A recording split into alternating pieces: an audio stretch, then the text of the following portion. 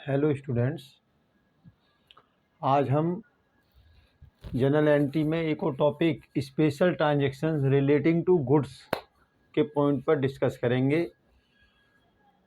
Goods purchase करते हैं, cell करते हैं, परचेज रिटर्न, सेल रिटर्न, ये हम सीख चुके हैं।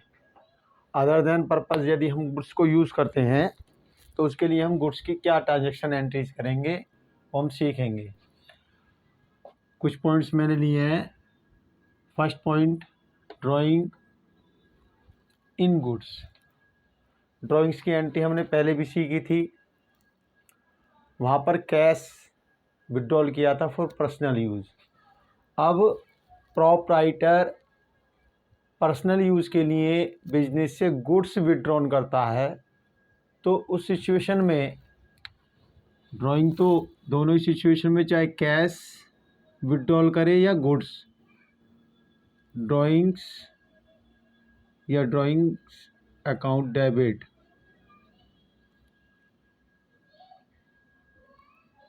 To purchase account.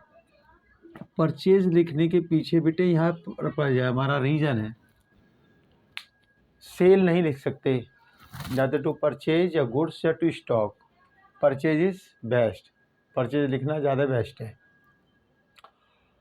क्योंकि प्रॉपराइटर जो गुड्स विड्रॉल करेगा ऑन कॉस्ट, उसकी जो प्राइस होगी, उसकी कॉस्ट होगी, उस पर विड्रॉल करेगा, तो वही अमाउंट हमें यहाँ शो करनी है। तो इसलिए यहाँ पर परचेज अकाउंट लिखेंगे हम। सेकंड पॉइंट है हमारा goods given away as charity. Goods हमने चैरिटी में दे दिया। चैरिटी अकाउंट डेबिट, ये भी एक टाइप का एक्सपेंसिव लॉसेज है हमारा। तो charity account debit to purchase account.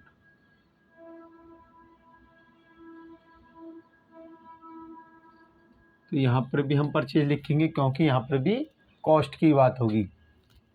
उसके बाद थर्ड पॉइंट है, इसको देखिए बेटे ध्यान से, goods distributed as free sample. Advertisement के बहुत सारे प्रोसीजर हैं, टीवी के थ्रू, पोस्टर्स, होल्डिंग के थ्रू। कभी कभी प्रोप्राइटर या प्रोडक्टर अपने गुड्स को फ्री सैंपल में डिस्ट्रीब्यूट कर देगा एज ए फ्री सैंपल। उसे अपनी क्वालिटी पर भरोसा है, यदि उसकी क्वालिटी बेस्ट होगी, एक बार फ्री सैंपल जाने के बाद कस्टमर यूज़ करेगा तो उसकी डिमांड करेगा फिर। तो ये भी एक एडवर्टाइजमेंट का तरीका है, इसलिए इस वाले एक्सपेंसेस को भी हम एडवर्टाइजमेंट एक्सपेंसेस अकाउंट डेबिट या only advertisement account debit to purchase account, to purchase account, इस वाली सिचुएशन में ये एंट्री होगी। फोर्थ पॉइंट है हमारा लॉस गुड्स बाय थेफ्ट और लॉस बाय फायर। हमारा गुड्स लॉस्ट हो गया या तो थेफ्ट के द्वारा या फायर के द्वारा, दोनों ही सिचुएशन में लॉस की कंडीशन तो है ही, इसलिए लॉस डेबिट होता है। लॉस बाय थेफ्ट और fire account debit to purchase account, purchase account. यहाँ पर भी गुड्स जो डिस्ट्रॉयड होगा वो एट कॉस्ट पर शो होगा। उसके बाद इसमें दो कंडीशन है, in case goods were not insured, in case goods were insured. तो पहले नॉट इंश्योर्ड की सिचुएशन में यदि हमने गुड्स का इंश्योरेंस, प्रोपराइटर ने गुड्स का इंश्योरेंस नहीं करा रखा, तो ये टोटली गुड्स का जो डिस्ट्रॉयड हुआ हमारा, ये लॉस हो गया। और ये रूल है बिजनेस का कि ईयर के एंडिंग में जब हम फाइनल अकाउंट प्रिपेयर करते हैं तो जितने भी लॉसेस होते हैं इस टाइप के उनको प्रॉफिट एंड लॉस अकाउंट में ट्रांसफ़र कर दिया जाता है। तो इस लॉस को भी हम प्रॉफिट एंड लॉस में ट्रांसफ़र कर देंगे।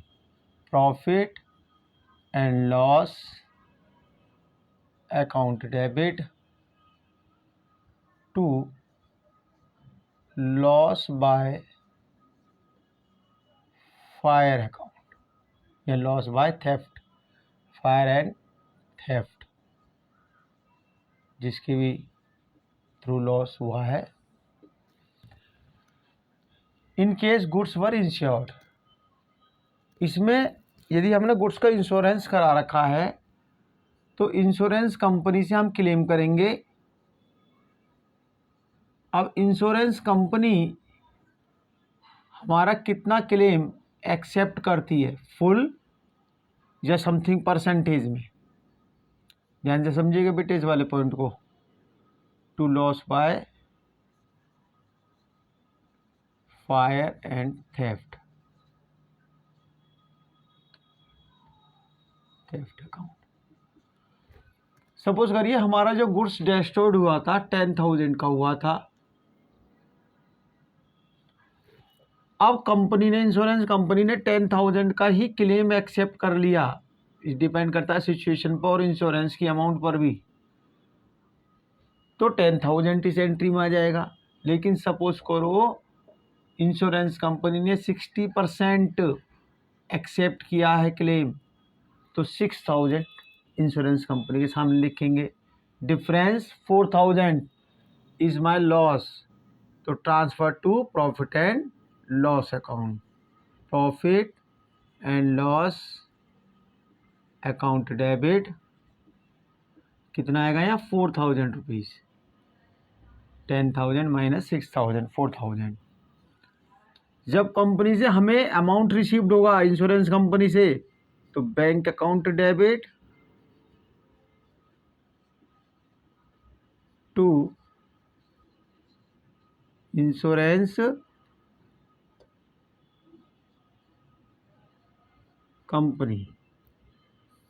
फुल अमाउंट एक्सेप्ट हुआ है तो फुल अमाउंट आ जाएगा, और 6,000 जैसे 60% या 40% या 50% जैसे भी सिचुएशन है, तो वो अमाउंट जितना एक्सेप्टेड हुआ है उसमें से जितना रिसीव हुआ है वो यहाँ आ जाएगा। ठीक, यदि ये सभी एंट्रीज ठीक लगी तो प्लीज़ सपोर्ट मी।